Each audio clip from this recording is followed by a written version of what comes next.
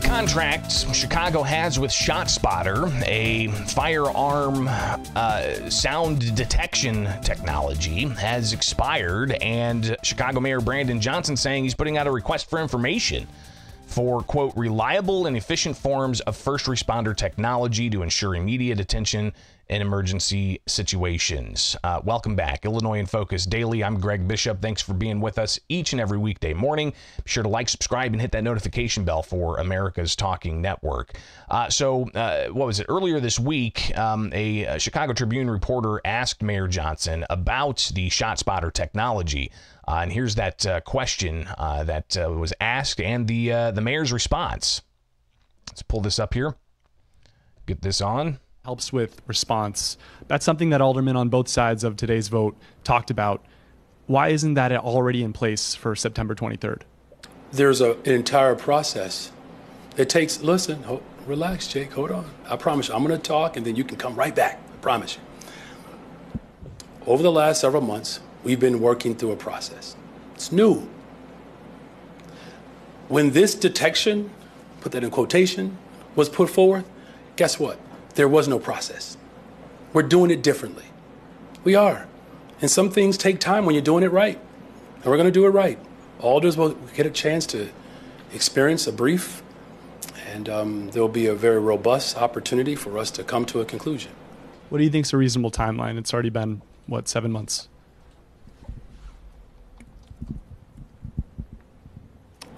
A reasonable timeline is to do it right.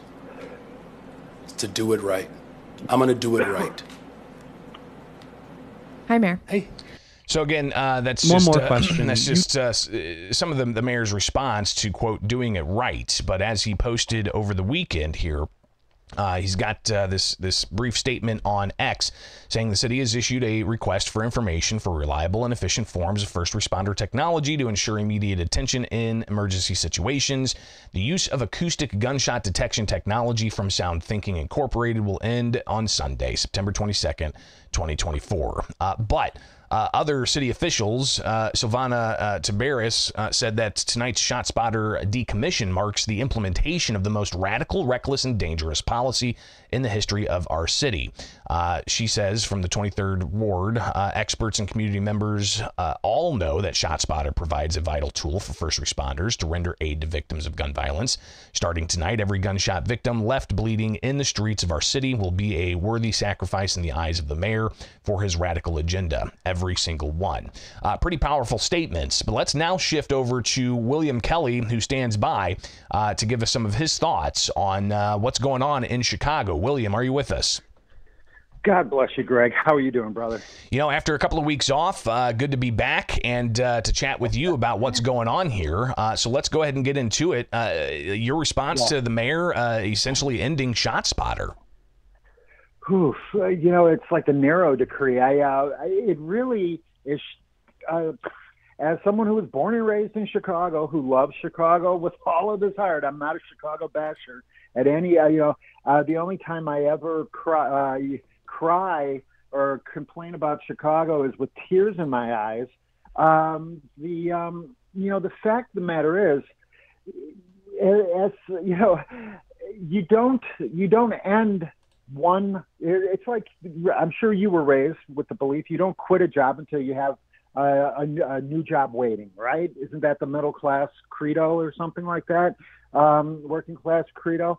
Well, why in God's name would Brandon Johnson, mayor of Chicago, end one technology that the Chicago police, the CPD, say that they need, when he doesn't have anything to take its place, to replace it with, right?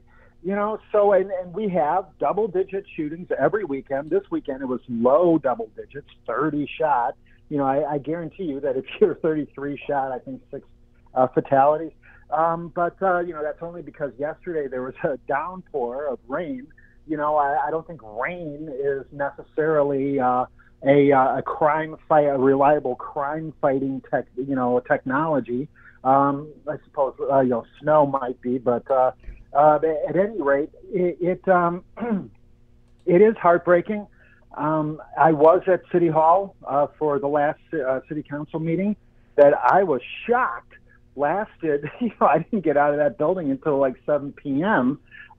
Because every single alderman and woman, older people, I guess is what they call them now, got up there and spoke, I thought, quite eloquently about the need for ShotSpotter, Greg.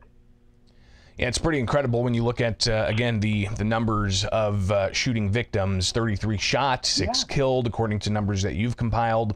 Obviously, what do you think is going to be in place of this? The mayor says he's putting out an RFI, request for information, on first responder technology.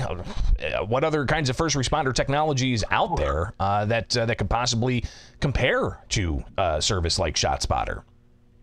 Well, the only technology, if you want to call it that I grew up having any faith in is something called criminal records.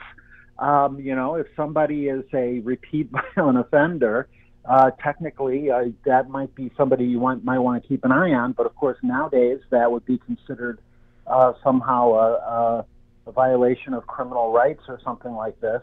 What is the new technology? What is there's the real question is why would the mayor of Chicago discontinue this technology that's obviously working? Is it because he's just embarrassed that certain neighborhoods rack up 10,000, 20,000, 30,000 shooting gunshots with these on a regular basis? I'm talking about actual individual rounds being fired off. This technology actually counted the gunshots. I mean, is it that he's just embarrassed that only certain neighborhoods rack up those kinds of gunshot statistics? I don't know. It is a genuine head scratcher, but sadly, and none of his explanations make any sense. He's saying that it costs, I think, $100 million or something like this for the ShotSpotter. Well, he's spending that much on culturally sensitive food for migrants, Greg. We're talking with William Kelly, a reporter out of Chicago, an independent reporter, just recently getting his press credentials back after those press credentials were yanked by the former Chicago mayor, Lori Lightfoot, but now you got those back, and you had a moment to ask a question of the Chicago mayor, and it was more about kind of the political rhetoric, especially after what we know is the second attempted assassination of former President Donald Trump in just 2 months' time. I do want to air this for you. Not sure if you'll hear it, but I'll come back to you on the phone here after we watch this clip. You mentioned Donald Trump. You brought his name up in the same sentence as shootings. Do you want to apologize or rescind any of your comments about Donald Trump that perhaps are actually motivating and inspiring people to go out and try to shoot Donald Trump? Well, political violence is horrific, and there's no place for it. Calling out the fact that Donald Trump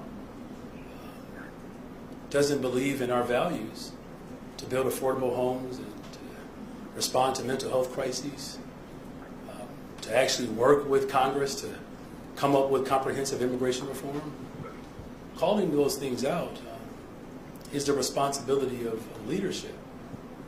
That's all we're doing. We disagree politically, but in no way do I condone political acts of violence. Violence in any form is deadly and wicked.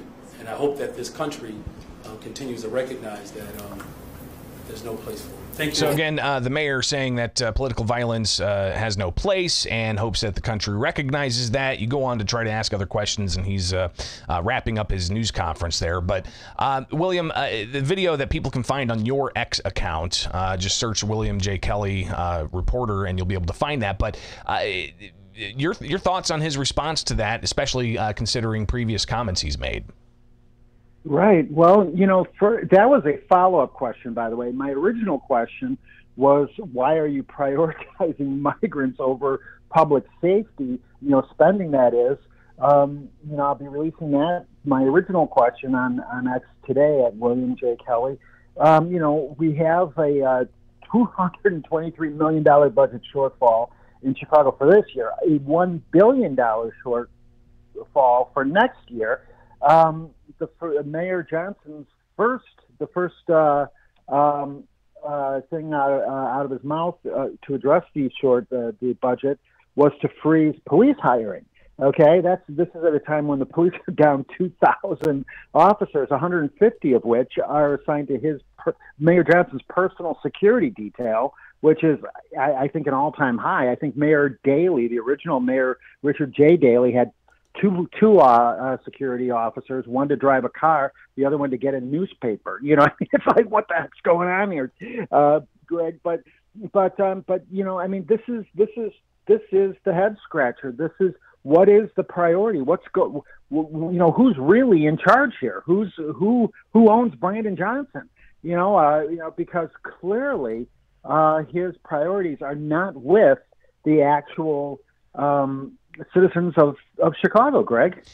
William Kelly, one final issue here, definitely want to get your thoughts on, as there seems to be some palace intrigue around who's going to head Chicago Public Schools, with Johnson asking the leader of CPS to step down. What's going on there, especially here as the school year just started up? Yes, well, and there you go. I mean, thank you, Greg. God bless you. You're on it. You would think that if nothing else, the school children would be the mayor's priority.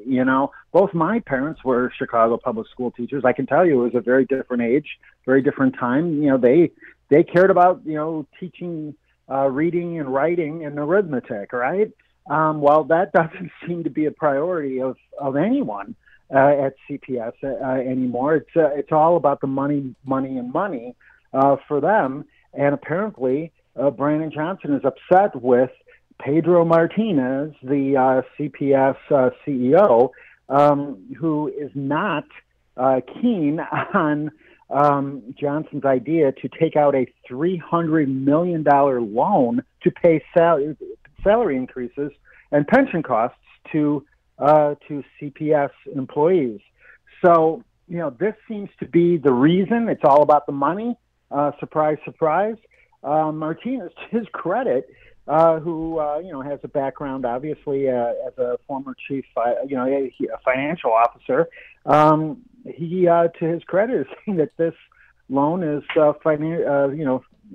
fiscally irresponsible, and it comes at too high of an interest rate. It could put the city as if there's any doubt, put the city in greater risk of future debt.